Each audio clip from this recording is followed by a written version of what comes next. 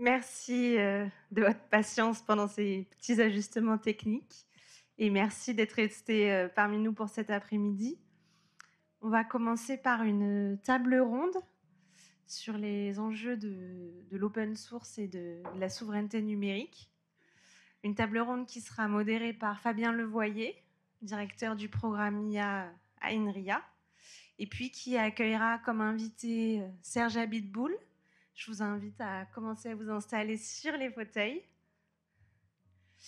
Sylvain Corlet, Pierre Gaillard, Stéphane Éloï Gras et Olivier Grisel.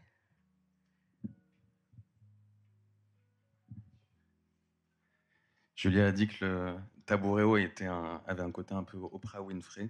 Je ne sais pas si c'est positif ou négatif, mais je surplombe les speakers. Bonjour à tous. Donc c'est à moi que revient la lourde tâche de vous réveiller et d'animer la suite de nos discussions suite au déjeuner. Donc avec cette table ronde open source et souveraineté. Merci aux speakers d'être parmi nous.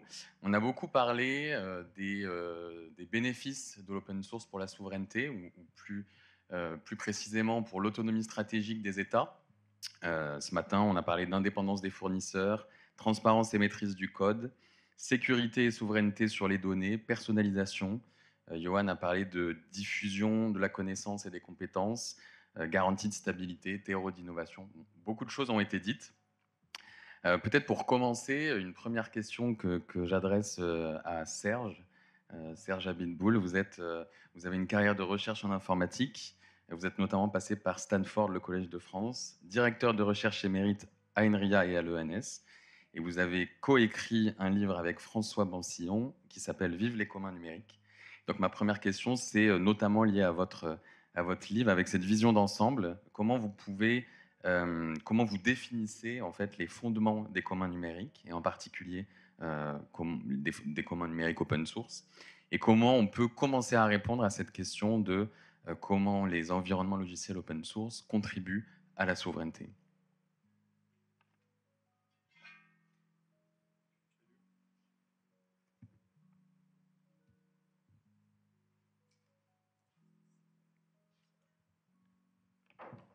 Oui, c'est une question simple, hein. Je crois que j'ai une présentation d'à peu près 1 heure juste sur la première partie. Donc, attachez vos ceintures. Non, alors, je vais peut-être revenir quand François Bansillon est venu me voir en me disant on pourrait écrire un livre sur l'open source et l'open data. Je lui ai dit c'est très sympa, mais qu'est-ce que ça a en commun l'open source et l'open data par le mot open? Et en fait, on voit assez vite, quand on essaie d'élargir la focale, que c'est en commun, que ce sont des communs numériques. Alors du coup, on revient sur qu'est-ce que c'est qu'un commun numérique. Qu'est-ce que c'est qu'un commun et un commun numérique? C'est ta question. Donc les communs, c'est un concept qui a été très, très bien étudié par Elinor Ostrom au siècle dernier et qui lui a valu le prix Nobel d'économie. C'est quelque chose qui est avant l'invention du numérique. C'est quelque chose, je crois que c'est Yann qui a dit ce matin, qui date de toujours, quoi. C'est l'idée qu'il y a des choses, des ressources qui n'appartiennent pas à quelqu'un, qui ne sont pas forcément des ressources privées. Ce n'est pas forcément non plus l'État. C'est ni l'État ni le privé, c'est quelque chose qui est là. Alors, le plus gros exemple, c'est les common lands, les terres communales, où on pouvait aller faire paître son troupeau, où on pouvait aller chercher du bois dans les forêts, sans que ça appartienne à quelqu'un. Et puis, à un moment donné, les propriétaires fonciers ont commencé à mettre des barrières autour, et puis à faire ce qu'on appelle des enclosures, les barbelés dans la prairie, pour ceux qui connaissent Lucky Luke. Donc ça, Alors, il y a la Foggara algérienne, qui est un exemple typique. C'est des grandes arrivées d'eau que les gens construisent ensemble pour amener de l'eau à leur terrain. Et puis ça peut faire des dizaines de kilomètres. Ils ne pourraient pas le faire tout seuls, hein. Il faut qu'ils se mettent ensemble, il faut qu'ils créent une communauté pour arriver à faire ça. D'accord ? Alors, c'est pareil, quand on veut faire un gros logiciel comme Scikit-learn, on ne peut pas le faire tout seul. Il faut qu'on fasse une communauté pour faire de l'open source et puis développer un logiciel. Alors donc là, ça nous sort des communs matériels, ça nous amène dans les communs numérique. Donc c'est quelque chose qui d'une certaine façon, a reboosté complètement cette notion de commun, parce que elle allait quand même en décroissant. Hein. Les terres communales, il y en a de moins en moins. La propriété privée dans le temps s'étend. Les gens aiment bien posséder. Et bon, c'est comme ça. Et l'État aussi étend. Et entre les deux, quelque chose qui est ni l'État ni le privé, ça a tendance à shrinker, sauf avec le numérique. Alors là, on pourrait parler longtemps sur pourquoi ça marche très bien avec le numérique. Je vais le faire en une phrase. Pourquoi le numérique réussit si bien les communs? Alors, premièrement, parce que c'est un bien non rival. C'est-à-dire que quand vous avez développé un produit, vous pouvez le filer à 1000 personnes, à 10 000 personnes, à 100 000 personnes, à 1 million de personnes qui peuvent l'utiliser. Et ce n'est pas rival. Et donc, du coup, ça a un gros avantage. Mais c'est pas. J'ai cru très longtemps que c'était la seule raison. Il y a d'autres raisons. L'autre raison, c'est qu'on peut diffuser très facilement avec le numérique. D'accord ? Et puis la dernière raison, qui est encore celle qui m'a mis le plus longtemps à comprendre, c'est qu'on peut concevoir très nombreux avec le numérique. Essayez d'imaginer Wikipédia. Wikipédia, c'est l'exemple emblématique de commun numérique, presque aussi beau que Software Heritage. Wikipédia, c'est un super truc. Maintenant, tout le monde a accès à une encyclopédie. Avant, il fallait être riche pour en avoir une. Mais ce qui est surtout passionnant, c'est que c'est des dizaines de milliers, voire des centaines de milliers de personnes qui, ensemble, conçoivent. Au XIXe siècle, on aurait pu imaginer faire une encyclopédie, ou même avant, au moment des encyclopédistes, Diderot et d'Alembert, on aurait pu dire non, on ne veut pas que ce soit des experts, on veut que ce soit tout le monde qui l'écrive. On n'aurait pas pu. Maintenant, on peut. Alors voilà, j'ai fait une introduction un peu longue sur les communs, mais je ne vous ai pas encore dit ce que c'était. Donc je vais les redéfinir en simplifiant un peu ce que dit Elinor Ostrom.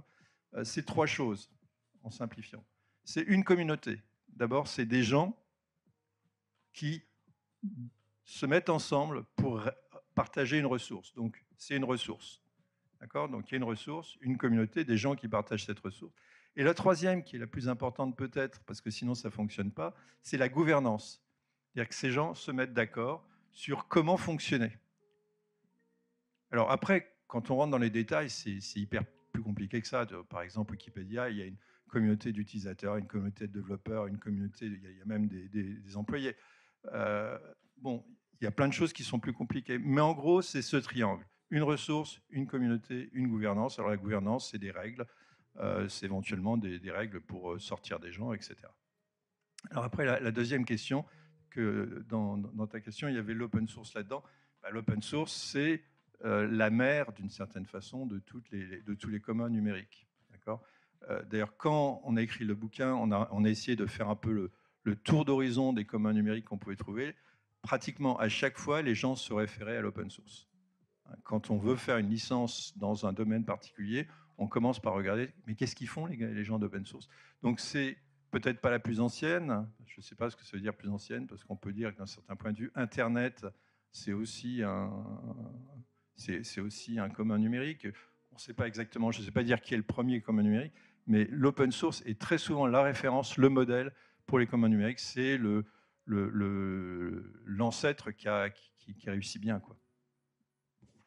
On n'a pas tout à fait répondu à la contribution à la souveraineté, mais on y reviendra de toute façon. C'est pas ça dans ta question. Si, d'une certaine manière. Mais c'est pas grave, de toute façon, on y reviendra parce que l'ensemble des questions tournent autour de ce sujet.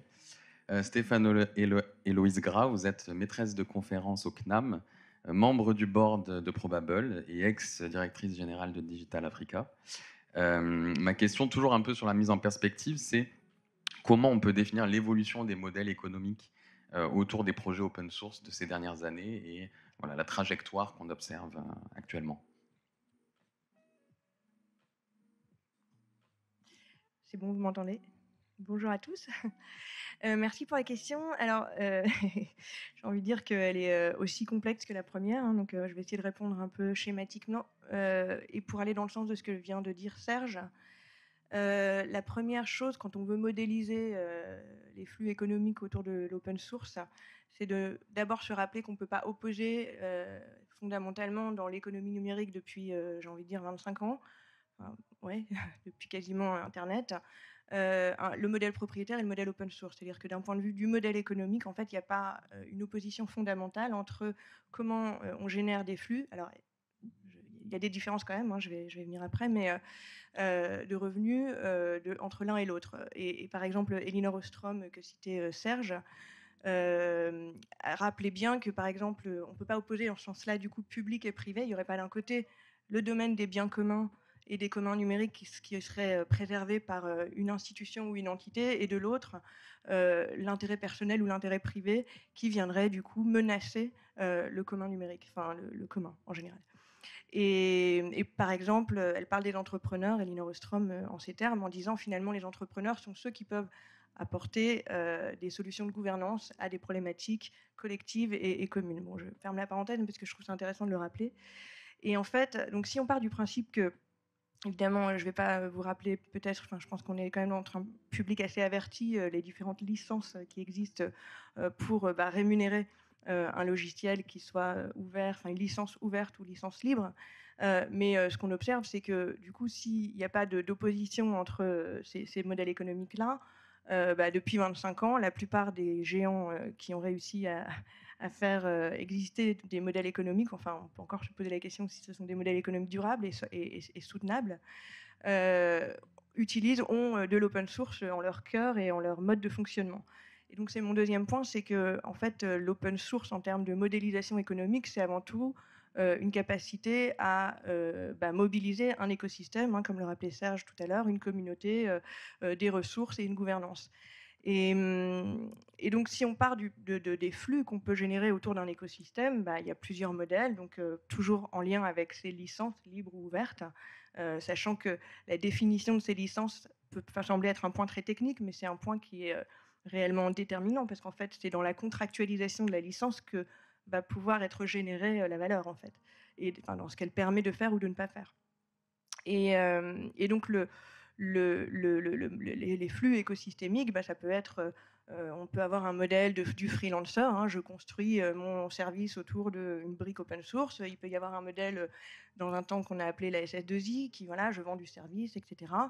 Il peut y avoir un modèle de vente de services. Et puis depuis 10 ans, j'ai envie de dire, depuis 2014, quand on a vu d'ailleurs le succès de Red Hat et le succès aussi d'autres sociétés basées sur de l'open source comme Glensource, des startups qui ont vraiment réussi à, disons, mener des acquisitions stratégiques.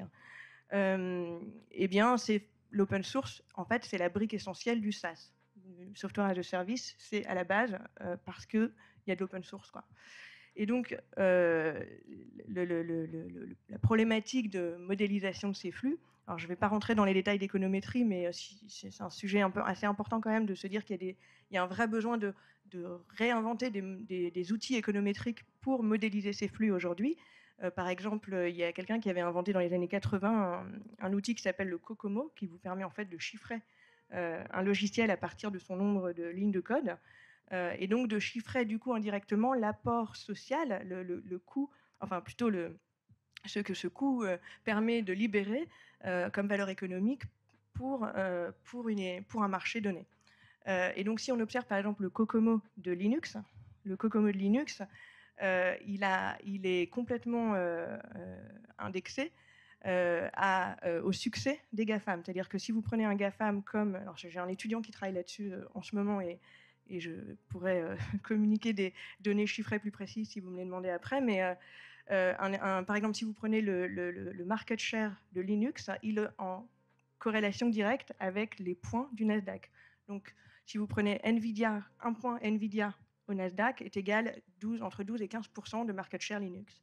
C'est quand même pas inintéressant de pouvoir modéliser les choses en ces termes-là. Je m'arrête là-dessus par rapport à la question, mais un dernier élément quand même que je voulais rappeler, c'est que, et pour faire le lien avec Probable et avec la discussion que vous avez eue ce matin, à laquelle je n'ai pas assisté, mais il y a un vrai enjeu aujourd'hui pour l'open source de réinventer ce modèle de SaaS. Et donc là, il y a différentes options sur la table. Je sais que Yann a parlé ce matin de SaaS réversible. Il me semble que c'est une option, en tout cas une hypothèse assez intéressante et qui doit être pensée évidemment aussi par rapport aux enjeux géopolitiques et de souveraineté, mais je pense qu'on continuera d'en parler après. Alors effectivement, on reviendra sur les modèles économiques pour pérenniser les environnements logiciels open source. On a la chance aussi d'avoir parmi le panel speakers qui sont eux-mêmes dans des projets de développement logiciel open source. Olivier Grisel, vous avez œuvré à la maintenance de scikit-learn depuis ses débuts en 2010, puis à partir de 2014 chez INRIA en tant qu'ingénieur pour le développement et la maintenance de scikit-learn. Et vous êtes depuis début 2024 ingénieur OSS chez Probable. Donc ma question, c'est comment est-ce qu'on peut assurer aujourd'hui la gouvernance d'un projet open source comme scikit-learn tout en maintenant une dynamique de contribution active? Merci pour la question. Effectivement, quand l'équipe scikit-learn a transitionné, enfin l'équipe scikit-learn à INRIA a transitionné au sein de Probable, on représente une grosse fraction des corps développeurs actifs de manière quotidienne sur le projet. Et donc, il y a un centre de gravité qui s'est déplacé au sein d'une entreprise privée. Et il y a ça peut être un risque de perception vis-à-vis de la communauté que ça devienne un projet open source dirigé par une entreprise. Donc, de ce point de vue-là, le côté public d'INRIA était peut-être un peu plus rassurant. Et même depuis le début du projet scikit-learn, on n'avait jamais mis trop en avant que scikit-learn venait d'une institution telle qu'INRIA. Et on avait, dès le début, voulu mettre en avant un développement communautaire en recrutant des corps développeurs à l'extérieur de notre noyau de l'équipe INRIA, puis Probable. Et cet effort-là, on continue de le faire. De manière régulière, c'est un effort continu, on va dire, à la fois opérationnel au quotidien, de faire en sorte d'avoir des communications publiques entre membres de l'équipe de développeurs pour que ce soit visible et qu'il n'y ait pas d'informations cachées sur le mode de prise de décision. Donc on utilise beaucoup GitHub et Discord ou des canaux où n'importe qui peut se connecter et voir l'historique des discussions. Mais on a aussi une démarche on repère régulièrement les contributeurs qui sont réguliers sur le projet pour leur proposer de devenir mainteneurs, de leur donner les droits de review, de merge, de pull request. Et donc ça, c'est un effort continu à faire tous les ans et à pas oublier, parce qu'on peut l'oublier, pour essayer de garder cette communauté active et d'éviter qu'il y ait une accrétion gravitationnelle autour d'une seule entreprise. Merci beaucoup. Pierre Gaillard, directeur du projet Deep Green au CEA. Ma question, c'était notamment pourquoi, pour Deep Green, qui est un projet relativement récent, pourquoi avoir fait le choix de l'open source et également comment cela s'articule avec notamment vos besoins industriels, puisque vous avez un consortium industriel derrière le projet. Oui, merci Fabien. Donc en effet, le projet Deep Green, donc juste pour rappel, pour ceux qui ne connaissent pas, donc c'est un projet France 2030 qui s'inscrit aussi dans la stratégie nationale de l'IA. C'est donc un projet relativement jeune qui a 1 an et demi, dans lequel on construit activement une plateforme logicielle donc dédiée au deep learning embarqué. Pour donc répondre à cette transformation aussi numérique qui est en train de se produire. C'est pas faire uniquement tous les calculs dans le cloud, mais aussi les faire directement dans les produits pour qu'ils soient, disons, plus autonomes, plus intelligents. Et donc, toute cette transformation des modèles nécessite à la fois des optimisations et puis un déploiement pour aller sur une architecture matérielle embarquée. Et ça, c'est une tâche encore complexe. Et c'est le but de la plateforme logicielle de simplifier tout ça. Donc, comment on travaille avec les industriels? C'était important en fait de regrouper les industriels parce que cette thématique d'IA embarquée en fait regroupe des domaines de compétences extrêmement variés.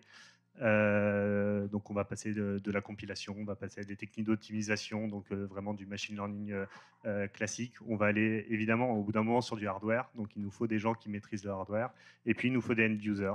Donc on a la chance dans Deep Green d'avoir tout ce panel en fait d'industriels qui viennent à la fois contribuer sur des techniques d'optimisation. On a la chance en France d'avoir aussi des industriels qui fournissent des composants spécifiques pour l'IA embarquée. Donc on travaille avec notamment trois fournisseurs de composants qui ont des technologies différentes suivant les problèmes qui se posent, soit du calcul intensif, soit des basses latences, soit des architectures sécuritaires, donc voilà, qui vont pouvoir adresser différents cas d'usage. Et puis on a justement ces cas d'usage qu'on cherche à traiter pour lever les verrous aujourd'hui de l'IA embarqué, donc dans des secteurs clés de l'IA embarqué, tels que la santé, la défense évidemment, ou le manufacturing. Donc le but de d'Hybrid, c'est vraiment de regrouper tout cet écosystème industriel autour justement d'un commun numérique, parce que ces industriels, ils ont in fine les mêmes problématiques qui se posent. Et donc le but de la plateforme, c'est de simplifier ce process. Et je pense que l'un des mots-clés, c'est essayer de gagner en compétitivité, en fait, aller plus vite, se libérer des freins qui existent aujourd'hui dans l'IA embarqué. Et notamment, on se rend compte que l'un des freins, en fait, c'est contrairement au machine learning classique où il y a beaucoup de technologies qui sont ouvertes, ce n'est pas le cas dans l'IA embarqué. C'est-à-dire, si on prend du TensorFlow, au bout d'un moment, si on veut l'embarquer, on a un code source binaire, enfin on a du code binaire, donc on n'a plus aucune maîtrise sur le code. Idem si on va sur des technologies, en effet du NVIDIA qui proposent quand même des technologies, des architectures embarquées, au bout d'un moment, on n'a plus la maîtrise sur le code. Donc le but du projet, c'est de libérer cette contrainte, parce qu'on sait très bien que si on veut gagner en agilité dans l'entreprise, si on veut pouvoir changer de cible matérielle, si on veut pouvoir implémenter un nouvel algorithme, il nous faut avoir la maîtrise. Et c'est Yann qui parlait de ce mot-clé, et je pense que c'est extrêmement important. Si on veut gagner cette agilité et cette rapidité qui est importante pour la compétitivité, on n'a pas le choix. Il nous faut maîtriser. Il nous faut maîtriser aussi pour d'autres raisons. On a parlé des raisons de sécurité. Et ça, c'est complètement aujourd'hui essentiel. Donc, d'où ce choix de l'open source, parce que de toute façon, il n'y a pas de solution entière open source. Donc, c'est un vrai gap aujourd'hui dans l'IA embarqué. On comble ce gap. Et puis, parce que ça permet en effet de gagner en compétitivité. C'est autant mettre les ressources en effet en commun. Sur des algorithmes, sur des techniques de déploiement qui vont être similaires d'une architecture à l'autre. Donc, regarder en effet ce qui peut être mutualisé pour gagner à la fois en rapidité et puis en coût, parce qu'on n'a pas besoin de redévelopper plusieurs fois les mêmes choses. Donc, c'est vraiment mutualiser ce qui peut être mutualisable. Et Sylvain Corlet, CEO de QuantStack. Comment une entreprise comme QuantStack appuie le développement d'une librairie logicielle mondialement utilisée aujourd'hui comme Jupyter? Vaste. Il faut le rallumer. Voilà, merci pour la question. En fait, finalement, c'est très lié à la question précédente de pourquoi l'open source en général. Et en particulier dans le domaine de la recherche et de la science, il y aurait une contradiction, je pense, presque épistémologique, à essayer de mieux comprendre la nature, d'observer le ciel et de comprendre comment ça fonctionne avec un instrument qu'on ne peut pas comprendre. Et c'est, je pense, profondément la raison pour laquelle, avant même le mouvement du logiciel libre, il y avait une culture de l'ouverture et du partage de la connaissance au sein des communautés scientifiques. Moi, je suis un des développeurs de Jupyter, donc beaucoup de gens doivent connaître Jupyter dans l'audience. Et Jupyter, on dit souvent que ça a été nommé ainsi en hommage aux 3 langages open source du calcul scientifique, donc Julia, Python et R, mais c'est aussi Galilée qui a pu découvrir les lunes de Jupiter grâce à une lunette qui lui a été offerte par un autre scientifique qui n'a pas gardé pour lui cette découverte de la lunette astronomique. Donc finalement, le fait d'utiliser, de développer des logiciels open source, c'est quelque chose qui est très naturel et qui est ancré profondément dans notre culture d'ingénieurs, de chercheurs, de gens qui ont une culture scientifique dans leur formation. C'est presque, même si on ne va pas forcément aller regarder sous le capot à chaque fois, le fait qu'on n'ait pas le droit, je pense que c'est pour beaucoup d'entre nous un vrai blocage quand on doit travailler avec des outils. Et ensuite, naturellement, il y a ce phénomène des communs, d'efficacité, aux modèles de développement qui sont souvent accompagnés par le fait que l'objet soit ouvert. En fait, il y a de nombreux projets open source qui, finalement, sont ouverts, mais qui ne sont développés que par un groupe fermé de personnes. Voilà, ça arrive. Et parfois, il y en a qui ont beaucoup de succès, comme SQLite, par exemple. Mais il y a un modèle très commun de développement communautaire qui consiste justement à constamment chercher à recruter des nouvelles personnes pour augmenter la taille de cette communauté des développeurs. Nous, donc moi, je suis président de la société QuantStack. QuantStack, c'est un éditeur de logiciels libres, particulièrement actif dans l'écosystème du calcul scientifique. Donc, on développe, on compte à peu près 25 personnes dans l'équipe, en France, une société française, mais aussi en Allemagne, en Autriche et au Royaume-Uni. Et les principaux projets que nous développons sont le projet Jupiter et une distribution de paquets pour le calcul scientifique qui s'appelle Condaforge.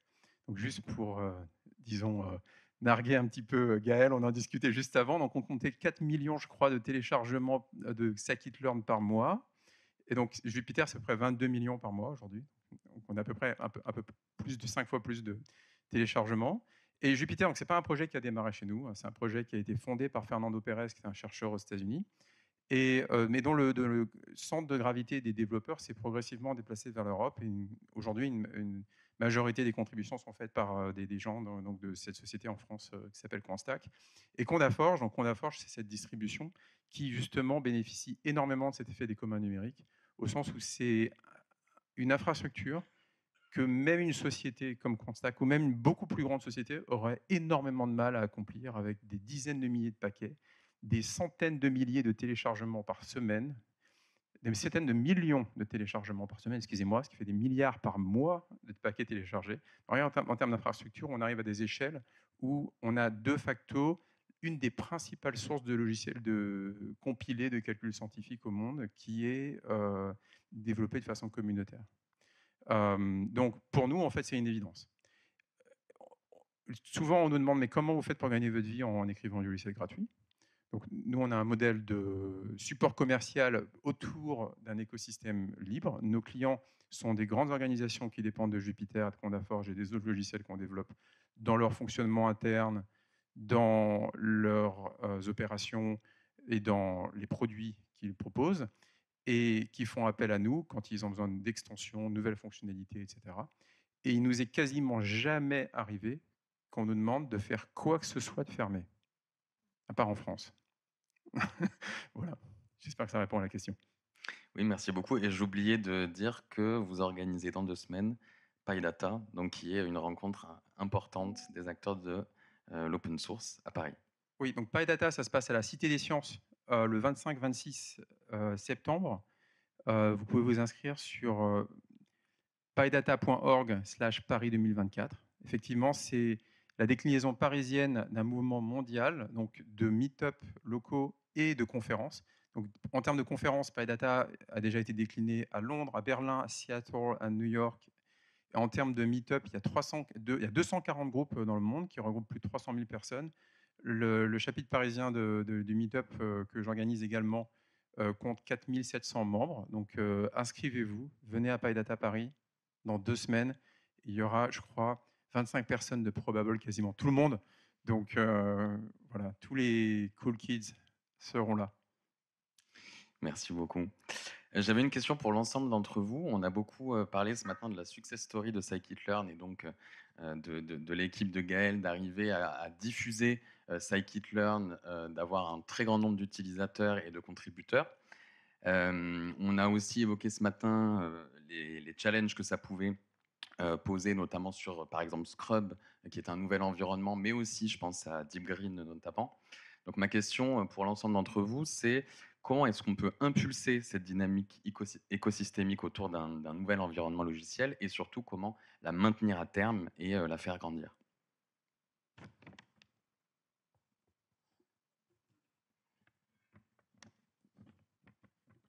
Je peux commencer par expliquer comment s'est passé scikit-learn au début. Donc je pense qu'une des raisons de pourquoi scikit-learn a eu ce succès, cette adoption, c'est parce que c'est un projet qui a été démarré par des utilisateurs du projet, on va dire, des gens qui en avaient besoin pour eux et qui se mettaient un peu à la place de l'utilisateur et qui voyaient un petit peu en quoi les solutions qui existaient à l'époque pour faire du machine learning quand on est un chercheur scientifique n'étaient pas forcément adaptées dans leur processus de développement interactif à la Jupiter. Jupiter n'existait pas encore, mais il y avait IPython à l'époque qui est un peu l'ancêtre, qui existait déjà. Et dans cet environnement de développement interactif, les bibliothèques écrites en C++ qui existaient à l'époque étaient très lourdes à utiliser, l'ergonomie n'était pas bien, et du coup l'idée de Gaël et d'autres à l'époque de simplifier ça, je pense, a vraiment permis de trouver une niche où il y avait vraiment un vrai besoin que beaucoup d'utilisateurs ressentaient mais n'avaient pas trouvé de solution à leurs problèmes. Et je pense qu'il y a un deuxième facteur qui est un peu la chance, c'est le timing, c'est que 2010, c'est le moment où la recherche en machine learning commençait à avoir des applications, mais il n'y avait pas encore de bonne implémentation qui existait dans l'écosystème NumPy, Python numérique, qui était par ailleurs très utile pour son côté développement interactif et qui plaisait beaucoup aux chercheurs, quoi. Et donc, comme on a été un peu les premiers là-dessus, sur ce créneau-là, ça a développé en termes d'adoption très naturellement dès le début.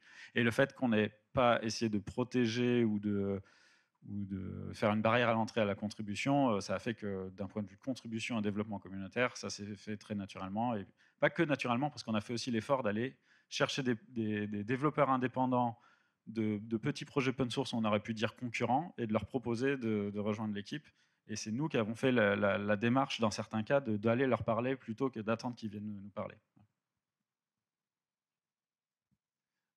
Alors, il y a l'expérience scikit-learn, et c'est vrai que nous, on a une autre type d'expérience, parce que c'est une plateforme à visée quand même assez industrielle, en fait, où on ne s'attend pas à avoir des millions d'utilisateurs, parce que c'est encore l'IA embarqué, encore un marché de niche,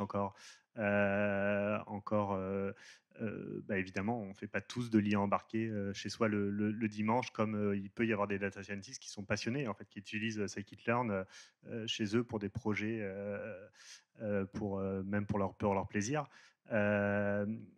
Donc voilà, nous, on est dans une optique assez, en effet, industrielle, et c'est vrai que pour impulser, donc on s'inscrit dans une démarche où c'est vrai, la gouvernance nous paraît un point extrêmement important, de savoir comment va être gérée typiquement la propriété intellectuelle, comment les entreprises vont pouvoir utiliser la plateforme, et ainsi de suite.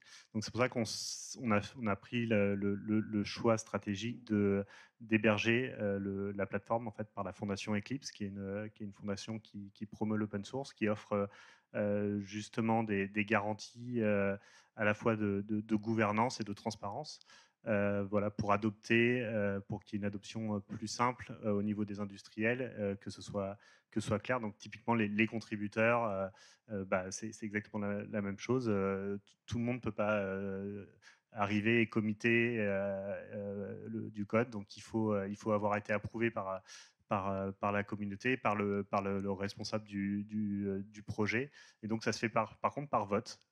Donc c'est complètement transparent. Les décisions sont prises de manière collective. Donc voilà, il y a toute cette gouvernance, en fait, qui permet, je pense, de favoriser une adoption plus simple d'un produit. Voilà, le choix de la licence me paraît aussi important. Après, je pense que l'adoption, ce qui est important, c'est de nourrir aussi cet écosystème, donc de le créer. Donc évidemment, c'est pareil, on n'a pas tout à fait les mêmes problématiques dans nos projets. Donc nous, évidemment, il faut aller vers les industriels. Donc on a des industriels qui sont dans Deep Green, qui proposent des cas d'usage. Donc on a aussi on essaye d'étendre l'écosystème au travers d'autres comités. Donc on a des comités de suivi du projet, donc avec un ensemble d'industriels. Donc voilà, c'est essayer de regrouper, je pense, un maximum l'écosystème, et de le faire grandir au fur et à mesure, que ce soit, je pense qu'il faut aller vers les industriels, mais aussi aller vers la recherche, en fait, ce qui permet d'impulser, en fait, les nouveautés, parce que c'est ça après ce que les industriels recherchent au bout d'un moment, c'est de continuer à avoir une plateforme vivante. Donc c'est animer vraiment un écosystème complet qu'il faut faire. Donc j'en profite d'ailleurs pour dire qu'on organisera un événement, voilà, justement pour réunir cet écosystème de l'IA embarqué en début 2025. Donc n'hésitez pas à vous abonner au LinkedIn de Deep Green pour avoir les informations sur l'événement.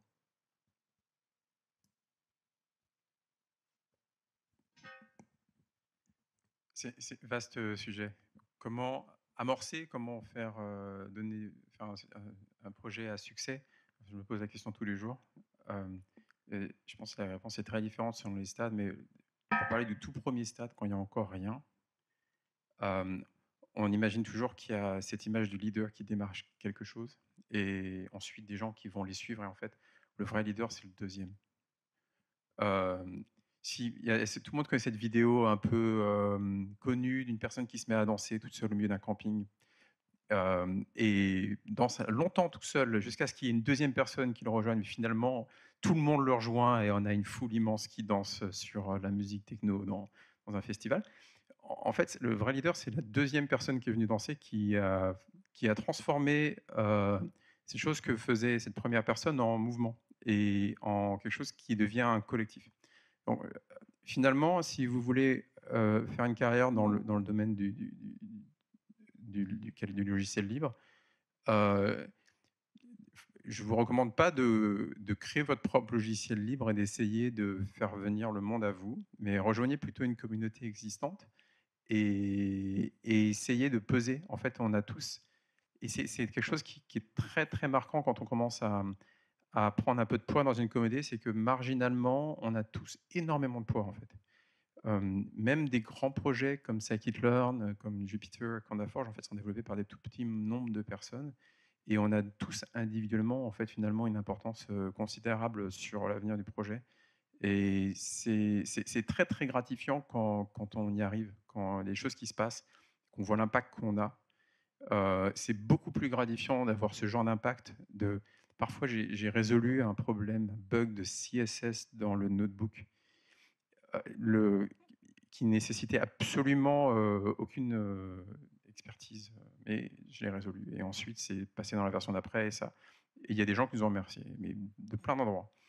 Et alors que dans d'autres circonstances, dans ma carrière antérieure, quand je pouvais faire des choses vraiment, vraiment très malines, mais jamais personne dans le monde n'allait le voir à part quelques collègues directs s'ils cherchaient qui avait fait ça. Et donc, voilà, donc à différents stades, il y a différentes choses. Nous, un problème qu'on a rencontré dans le projet Jupyter qui est particulièrement qui est spécifique, je dirais, c'est que au début, on était dans un cas de projet qui était développé par ses utilisateurs, où il y avait une sorte de... Même si le projet, je dirais, en termes de type d'expertise, il y avait une continuité, une gradation d'expertise entre l'utilisateur de Jupyter, qui était quelqu'un dans le milieu académique, et son développeur. Et ensuite, ça s'est professionnalisé énormément. Et aujourd'hui, si vous voulez contribuer au front-end de JupyterLab, on va le faire en TypeScript, on va utiliser des frameworks pour faire de l'édition collaborative. C'est un IDE, donc en fait, avec des raccourcis clavier configurables, des systèmes de layout complexes, de l'internationalisation, des problématiques d'accessibilité, des problèmes de gestion de conflits entre des collaborateurs distants en même temps. En fait, la marche, elle est monumentale. Et pour pouvoir continuer de fonctionner après avoir franchi cette marche, il faut fournir une rampe de complexité pour embarquer des nouvelles personnes. Et ça, c'est très dur. Et je pense justement en fait, c'est lié à une autre discussion qu'on a justement eue sur Scikit-learn, c'était que Scikit-learn essayait de toujours pouvoir être un projet qui permettrait le tinkering, le fait de pouvoir bidouiller avec et faire un petit changement éventuellement, même s'il ne serait pas nécessairement accepté, mais pour des questions de qualité, mais qu'il y ait une marche pas trop haute. Et puis parfois, la marche, elle est nécessaire parce que c'est intrinsèquement dur ce qu'on essaie de faire. Et là, dans cette professionnalisation du cœur de l'équipe des développeurs, il faut travailler. Donc là, déjà, il faut de l'argent pour justement payer des professionnels et permettre à des gens qui étaient à un niveau plus faible au début de leur carrière d'accéder à ce genre de base de code. Je voulais juste rebondir, et je pense que, parce que c'est un point crucial aujourd'hui, même typiquement dans l'IA embarqué, c'est-à-dire que la plateforme, typiquement, donc nous, il s'appelle la plateforme Edge, qui est en train de se construire avec plusieurs industriels. Mais alors là, on n'est pas au deuxième, voilà, au troisième, voilà, au quatrième. Mais en effet, aujourd'hui, je pense que collectivement, il faut qu'on se dise, bon, il manque quelque chose, il faut y aller parce que ce ne sera pas demain ou après-demain, après, ça sera trop tard. En fait. Après, quand tu as cette dépendance logicielle, typiquement avec d'autres produits, après, donc déjà c'est une dépendance logicielle, mais ça implique en fait une dépendance hardware aussi dans l'IA embarqué. Donc on peut aller loin dans la dépendance. Et il faut qu'on collectivement qu'on prenne les bons choix. Et les choix sur l'IA embarqué, c'est maintenant que ça se fait. Et voilà, c'est pour ça qu'il faut prendre ça aussi, il faut qu'on prenne chaque industriel et puis prenne son destin en main et se dise, ok, j'ai envie de construire et j'ai envie de maîtriser un petit peu la chose. Et je pense que c'est comme ça, c'est aussi en prenant ce risque d'être parmi les précurseurs et de se dire, ok, au moins l'outil, il fera ce que j'ai envie parce que j'y participe, quoi, en fait.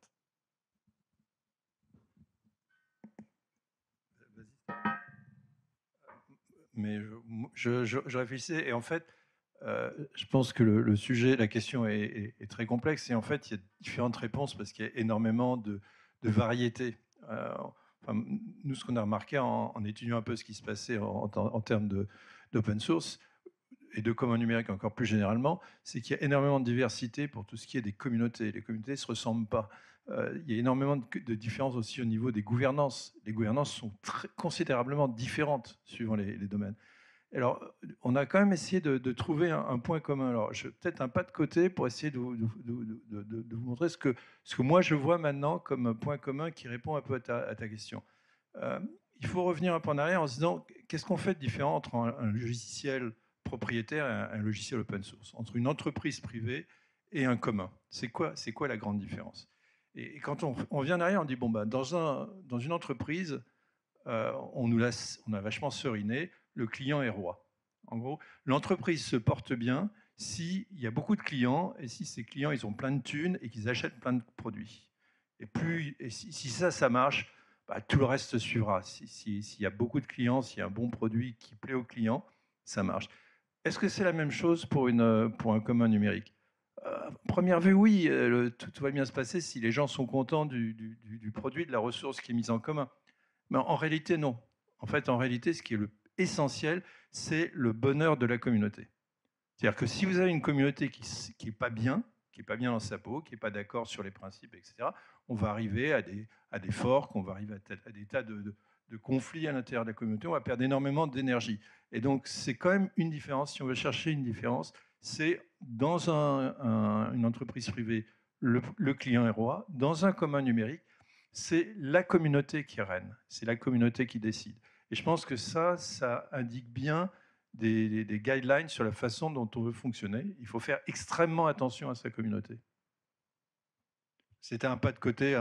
Après, encore une fois, il y a plein on peut décliner ça, il y a plein de formes différentes de communauté et de gouvernance, et après, à chaque fois, chaque cas est particulier. Mais là, c'est un peu quelque chose qu'on retrouve un peu dans tout. Alors moi, je voudrais rebondir sur ce que tu viens de dire et moduler un petit peu parce que quand même, depuis justement 15 ans, on voit l'hybridation des modèles économiques qui est manifeste. Et donc, on peut plus si nettement dire que la communauté de Google pour Google elle est très importante, la communauté Meta pour Meta elle est très importante. Et finalement, il y a autant de modèles économiques et de modèles de gouvernance qu'il y a de communautés. Je suis d'accord avec toi. Comment ? Je suis d'accord avec toi. Seulement, le focus est un peu différent dans les deux. Et du coup, pour préciser ça et pour revenir au tir sur ce que disait Olivier par rapport à l'expérience Scikit-learn, je pense que ce qui est très très important, évidemment, c'est qu'il n'y ait pas de fork et que donc, d'une certaine manière, la communauté comprenne qu'il y ait une mission. En fait, pour préciser peut-être la grande différence, c'est la notion de mission, quoi. Et c'est pour ça que je trouve que ce qui est intéressant par rapport au modèle qui est en train de s'inventer avec Probable, ou Probable pour ceux qui préfèrent l'anglicisme, c'est d'imaginer finalement qu'on doit pouvoir créer un outil privé qui est une entreprise à mission et que cette mission peut être regardée, peut être contrôlée par différents stakeholders, par différents organes de gouvernance.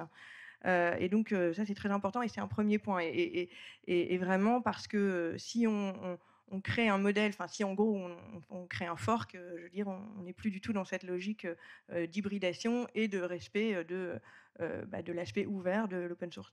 Et le deuxième élément, c'est quand même, et puis pour revenir un peu à la thématique de la journée et de la table ronde, c'est quand même cette dimension communauté distribuée et donc transnationale, et donc avec ce qu'elle peut comporter d'alignement et de désalignement, parfois des modes de régulation, des modes de gouvernance, des cultures, etc. Donc il y a plein d'aspects qu'on peut observer et qui deviennent du coup des facteurs clés de succès pour amorcer un projet open source, enfin, pour amorcer un projet open source sous toute la forme qu'on veut d'ailleurs, que ce soit sous une forme for profit ou not for profit ou non profit.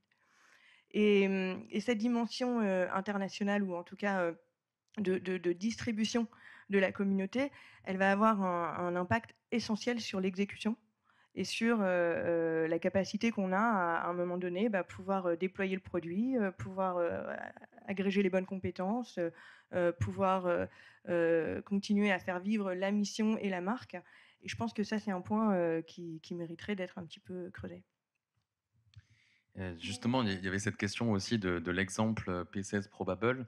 Moi, j'avais une question sur comment est-ce qu'on peut pérenniser des environnements logiciels qui sont matures comme scikit-learn. Quelles sont les différentes stratégies qui existent? Donc, on a vu ce matin une stratégie avec P16 qui pré-industrialise des environnements logiciels, notamment issus du monde de la recherche, en appui de Probable qui industrialise et est proche des besoins du marché. Est-ce qu'il y a d'autres stratégies aujourd'hui qui existent pour arriver à justement maintenir, pérenniser dans le temps ces environnements logiciels, selon vous?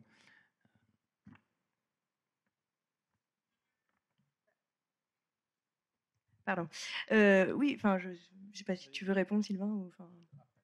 Ok, il y a d'autres stratégies, oui. Il y a eu la stratégie Mozilla, par exemple, qui n'est pas du tout le même modèle que celui de Probable. Mozilla, qui était donc une fondation, qui a créé son modèle privé ensuite, qui a bénéficié d'un partenariat stratégique phénoménal, qui a en fait porté son business model, qui a permis du coup à la fondation de redistribuer sur les communs, etc. Donc, je veux dire, le modèle Probable, à mon avis, il a du sens par rapport à l'écosystème français, européen, par rapport à un moment donné aussi de l'écosystème, c'est-à-dire à un moment donné où on se pose tous la question de la souveraineté, et a fortiori la souveraineté européenne, à savoir est-ce qu'on va continuer à être dans des effets d'interdépendance non désirés, non voulus, subis, ou est-ce qu'on va réussir à créer et à faire émerger des technologies sur lesquelles on peut continuer à avoir la main sans être forcément dépendant de questions et d'enjeux géopolitiques. Voilà, donc oui, le modèle probable, pour moi, chaque modèle et chaque modèle économique et du coup la gouvernance, parce que les deux sont à penser ensemble en réalité. Une bonne gouvernance, c'est aussi une compréhension et une certaine forme de vision de comment je vais modéliser mes flux et comment je vais être capable de m'adapter, sans trahir ma mission, sans trahir ma raison d'être. Mais je laisse peut-être Sylvain.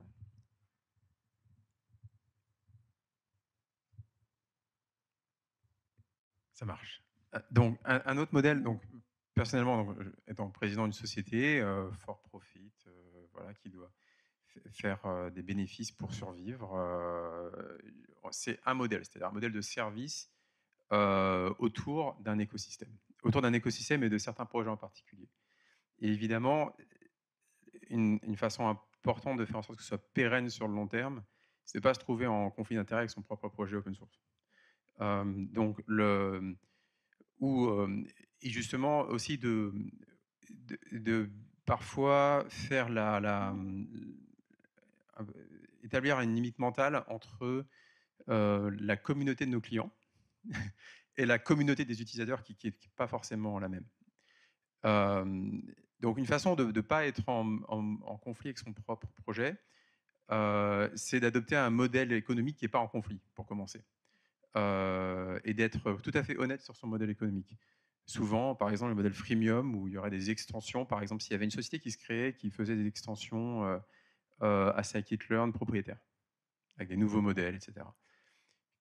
comment une société comme ça accepterait une contribution d'une nouvelle fonctionnalité qui en fait fait que la partie open source rattrape la partie fermée? Ça peut être une situation de conflit d'intérêts. Les modèles entièrement basés sur un SaaS avec un open core ont des problématiques similaires parce qu'on va essayer d'empêcher d'autres acteurs de déployer la même chose. Donc en fait, ça c'est résolu d'une certaine façon, par exemple par RStudio qui impose entre guillemets une licence open source qui est extrêmement restrictive sur RStudio en ayant tout le copyright et en eux se permettant un modèle économique marchand. Donc encore une fois, il faut être très très clair sur l'alignement des intérêts. Par ailleurs, j'ai une deuxième casquette qui est que je suis un des membres du board de NumFocus. Est-ce que dans l'audience, il y a des gens qui connaissent NumFocus? Pas beaucoup de gens.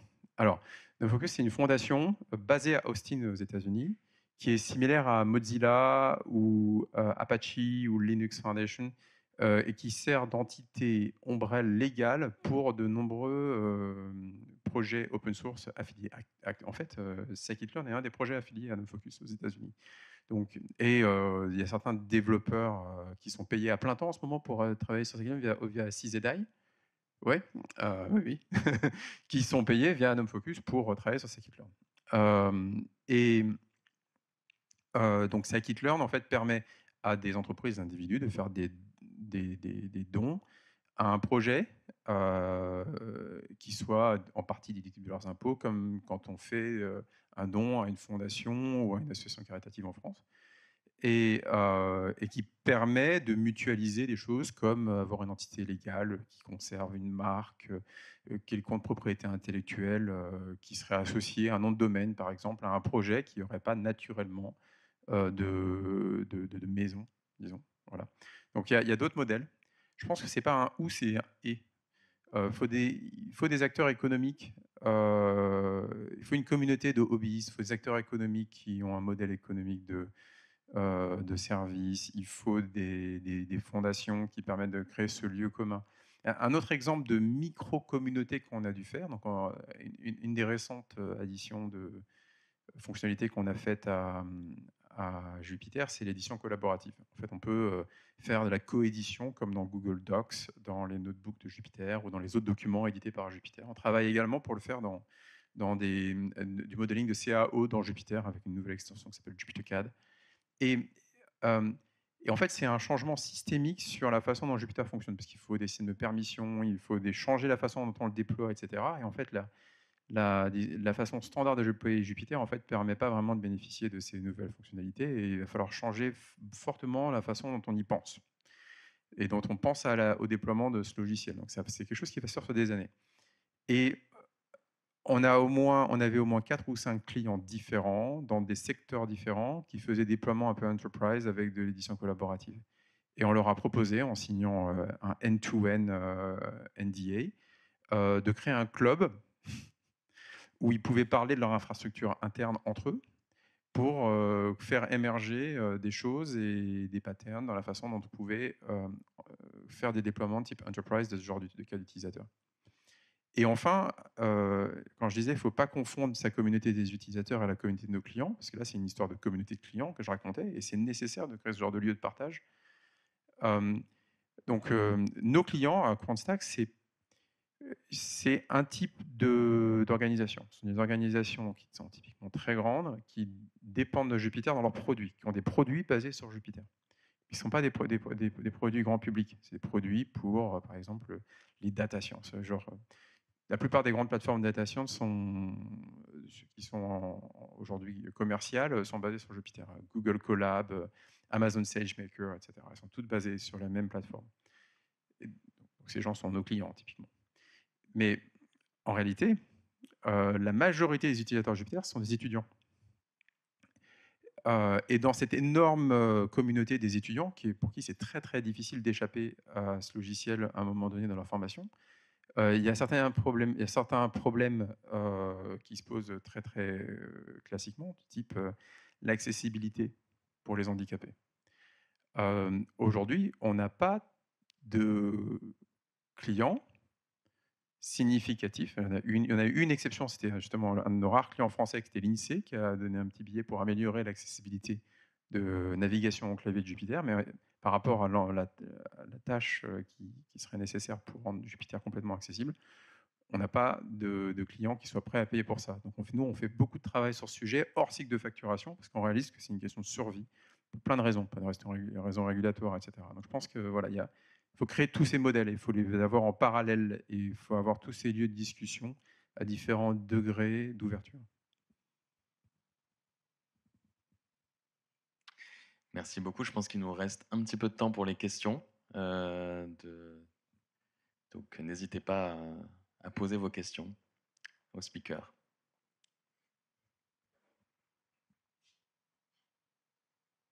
Jean-Michel.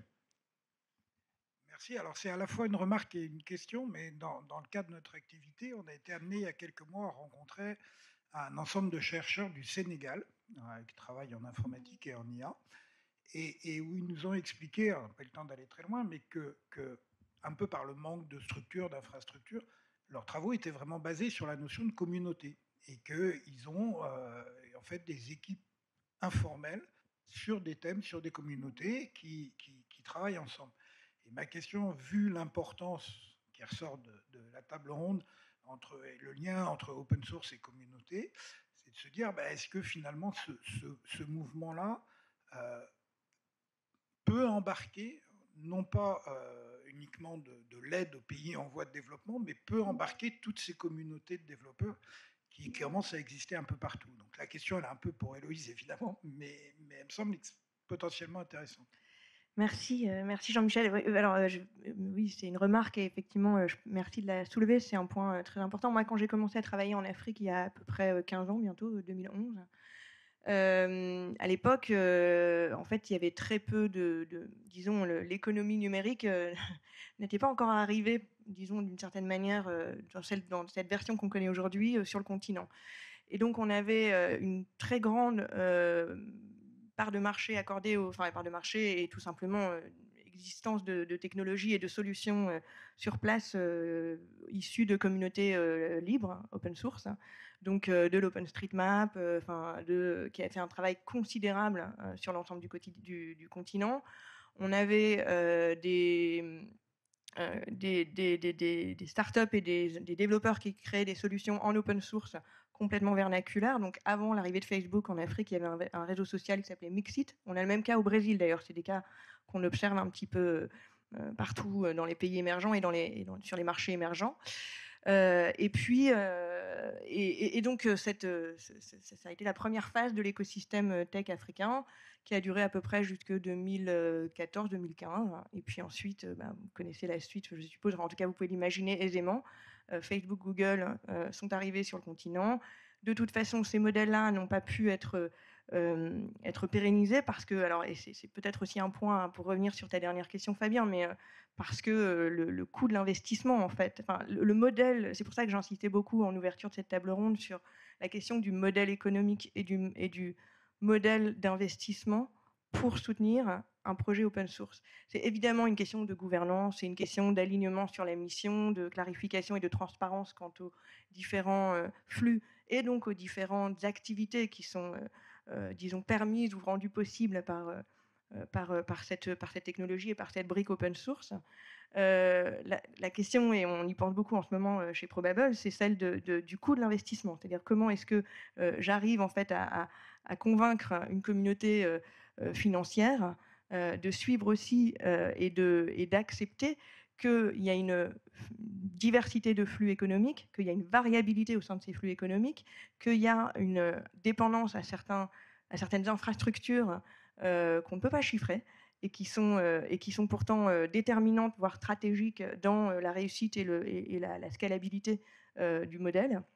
Voilà, donc pour revenir à ta question, Jean-Michel, donc en Afrique, sur le continent africain en particulier que je connais bien, oui, il y a aujourd'hui malheureusement en fait ce mouvement de l'open source, disons libriste de la première génération, il a été complètement absorbé par les communautés Google, Facebook. Et donc aujourd'hui, les développeurs qui étaient des développeurs indépendants et qui animaient un chapitre OpenStreetMap, un chapitre localement, sont devenus des écosystèmes builders pour Facebook, pour Google.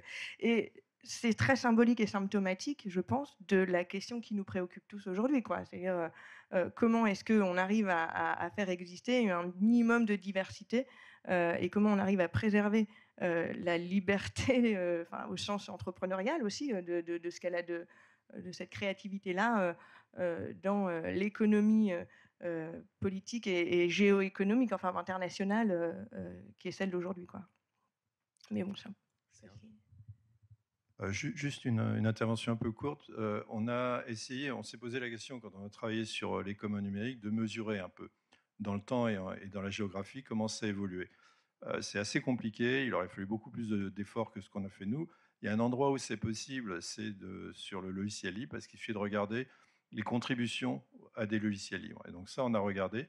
En fait, c'est assez instructif parce qu'on s'aperçoit que, par exemple, il y a des pays qui montent énormément en contribution, qui sont des pays comme l'Inde, des pays comme le Brésil, des pays comme la Russie. Donc la Russie, en petite digression, pendant très longtemps, c'était des pirates de logiciels. Ils ont arrêté de pirater du logiciel, maintenant ils utilisent du logiciel libre. Et ils contribuent. C'est pas juste des coucous, hein. Ils font des vraies contributions. Donc c'est quelque chose qui quand même est peut-être très positif. Alors moi, je suis peut-être toujours un peu trop optimiste, mais on voit que ce mouvement de l'open source est plus limité à États-Unis, Europe. Il se développe dans le monde entier pour des raisons de souveraineté, hein. Si vous voulez, c'est des pays qui ont peu de chances d'arriver à développer des logiciels concurrents aux grands logiciels américains ou chinois. Et leur seule façon de s'en sortir, c'est de monter dans le wagon des open source. On a le temps pour une autre question. Moi, j'avais une question sur la souveraineté par rapport à l'open source, parce qu'on a tendance à associer les deux assez rapidement, open source, souveraineté. Pourtant, selon la manière dont on va utiliser l'open source, ça peut être aussi une façon de pénétrer un marché pour ensuite le verrouiller. On pense par exemple à Android, qui a été open source et finalement qui a envahi complètement le marché des mobiles. Et aujourd'hui, on voit bien que c'est tout sauf de la philanthropie qui est derrière. Donc, open source, c'est pas toujours synonyme de souveraineté. Ce matin, Yann disait que scikit-learn était open source et donc servait de base à tout un tas de dépendances et donc avait colonisé tout le système de la data science aujourd'hui. Mais je pense que c'est aussi parce qu'il y a des valeurs qui sont derrière scikit-learn, des valeurs, on va dire, humanistes, qui font que ça véhicule des valeurs qui sont pas des valeurs de marketing ou d'image liées à une société en particulier. Donc, quel est vraiment le lien entre open source et souveraineté du point de vue de la souveraineté numérique telle qu'elle est portée par l'Union européenne aujourd'hui ?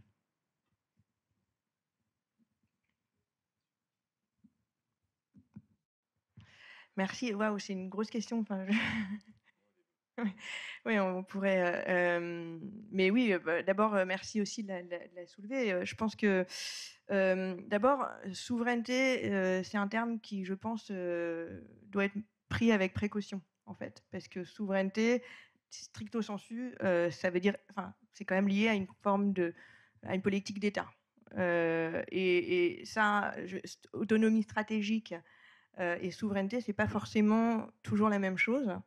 Et alors, en plus, il y a une problématique un peu linguistique qui est que souveraineté en français et en anglais, c'est pas exactement la même chose non plus. Donc bref, quand on parle de souveraineté numérique et de digital sovereignty, on parle pas forcément non plus de la même chose d'un point de vue du background philosophique et de sciences politiques qu'il peut y avoir derrière. Open source n'est pas synonyme de souveraineté. Enfin, je veux dire, il n'y a vraiment pas un signe égal entre les deux, loin de là. Maintenant, l'open source est sans doute aujourd'hui le seul moyen de retrouver, disons, de l'autonomie stratégique, de retrouver de la diversité, puisqu'on en parlait juste avant, et de pouvoir garantir en tout cas qu'on ne soit pas dans des marchés qui finissent par s'auto-dévorer, en fait, qui ne créent plus de valeur en réalité, parce que c'est un petit peu ce qu'on observe aujourd'hui, et autour de, j'ai envie de dire, avec l'IA générative, c'est encore plus prononcé. Et je pense que il y a une expression qui est celle de Yanis Varoufakis, ancien ministre des Finances grec, qui vient de publier un bouquin qui, en gros, dit que le capitalisme numérique a tué le principe clé du capitalisme. Alors, dit comme ça, voilà, ça sonne très marxiste, etc. Mais ce qui est très intéressant, c'est de se poser la question, parce que dans le sujet de open source et souveraineté, il y a un peu de ça quand même. Il y a quelle est la quelle est la marge de liberté, disons, qu'on laisse au marché. Qu'est-ce qu'on laisse en fait se développer potentiellement dans l'idée que et donc dans l'open source il y a aussi disons un développement qui peut être très libertarien. Enfin, je veux dire, on n'est pas très loin. Bon, j'arrête avec les grands termes philosophiques, mais pour moi, si on veut penser open source et souveraineté ensemble, il faut le faire de manière très concrète, en fait. Il faut le faire de manière très située, c'est-à-dire se poser la question de c'est quoi l'écosystème dont on parle, c'est quoi la gouvernance en question dont on parle, quelle est la brique logicielle ou technique. Et pour revenir sur Android, et c'est un point qui est très intéressant aussi du point de vue de la modélisation des flux entre open source et disons, modèle plus fermé, ce qu'on constate, c'est qu'en réalité, l'open source est effectivement rentable s'il y a un modèle hardware avec, en fait. Et je veux dire, on le voit avec Nvidia, on le voit avec Samsung, et donc Google. Donc je pense que ça, c'est un point très important aussi, parce qu'on a tendance à réfléchir aux questions open source souvent entre nous d'un point de vue très soft, et la question du hard, elle est tout près, quoi. Ouais, c'est le prolongement de ce que je disais. En effet, une dépendance logicielle, c'est souvent lié à une dépendance hardware, et ça, c'est critique. Et après, sur la souveraineté, en effet, je préfère aussi le mot autonomie stratégique. Aujourd'hui, typiquement, quand on fait du TensorFlow, est-ce qu'on a cette autonomie stratégique? Elle repose surtout sur la feuille de route de Google. Quand on voit que, par exemple, on sort JAX, on sort un Keras qui est lié à PyTorch, donc on peut se demander, par exemple, quel est l'avenir de l'outil, mais même dans la stratégie de Google. Et c'est vrai que je trouve, cette dépendance, elle est importante, et c'est pour ça qu'il faut aussi peut-être traiter en proposant les plateformes qu'on développe dans le cadre de France 2030 pour se permettre ce degré de liberté et ce degré d'implication des industriels, des acteurs de la recherche, et ainsi de suite. Moi, je voudrais aussi revenir sur la question est vraiment fondamentale, parce qu'en fait, quand on parle d'Android, on dit Android, c'est de l'open source. C'est de l'open source, ce n'est pas un commun numérique. On est complètement en dehors des communs. La communauté est d'une certaine façon pilotée par une entreprise privée, et le but essentiel, c'est quand même, faut quand même pas être naïf. Le but de ces entreprises, c'est de s'apercevoir qu'un jour, développer du logiciel open source, c'était hyper efficace. C'était la bonne façon de faire du logiciel. Développer du logiciel propriétaire, c'est complètement con, ça marche pas. D'accord ? Donc, développer le logiciel open source pour les entreprises privées, c'était aussi une façon de faire. J'ai un peu caricaturé. C'était aussi une façon de faire du développement de logiciels beaucoup plus performant. Mais ce n'est pas un commun. Et donc, ce qu'il faut arriver, c'est vraiment arriver à délimiter la partie. OK, s'ils veulent faire des trucs comme ça, ils ont le droit, ils le font. Mais ce n'est pas des communs numériques, et il faut faire absolument gaffe d'un point de vue d'autonomie pour ou de souveraineté, pour utiliser le mot que tout le monde utilise. D'un point de vue de souveraineté, c'est rester alors, d'une certaine façon, alors merci. Et donc la question qu'il y a, c'est qu'il faut que les communautés de communs numériques s'organisent pour se défendre contre ces enclosures modernes que sont les méthodes genre Android. C'est des enclosures au même titre quand on fermait son champ avec des barbelés. Donc il faut qu'on apprenne à se prémunir contre ce genre de choses. Et il faudrait aussi, je pense, que les États, la Commission européenne, etc., développent des lois qui protègent contre ce genre d'actions qui sont aujourd'hui complètement légales, hein, mais qui sont d'une certaine façon opposées à l'esprit des communs. Ce n'est pas du tout des communs. Olivier et Sylvain, rapidement. Juste pour rebondir sur le côté demi-open source d'Android, où le code est sous licence open source, mais le mode de développement n'est pas communautaire. Il y a quand même un avantage à avoir du code sous licence open source, juste en termes de transparence et de sécurité informatique. On peut quand même reconstruire le logiciel et vérifier qu'on n'est pas en train de nous injecter un malware de manière sous-jacente pour faire de l'espionnage d'État ou quelque chose comme ça. Donc je pense que ça a quand même cet avantage-là qui est intrinsèque à l'open source, même s'il n'est pas développé de manière communautaire. Après, il y a toutes les limites dont on a parlé. Je voulais un peu reboucler aussi sur la question précédente où on avait parlé un tout petit peu d'Afrique, par exemple, et justement, quand ça permet aussi de parler de la souveraineté des autres. Et je voulais donner un exemple un peu démographique, parce que les vendeurs de cloud, ils adorent scikit-learn et Jupyter. Ils adorent. Parce qu'en fait, ce qu'on fait faire avec, ça va être très gourmand en ressources. Et typiquement, on va avoir au moins une petite image Docker par session utilisateur qui va tourner sur un serveur chez eux, qu'on va louer.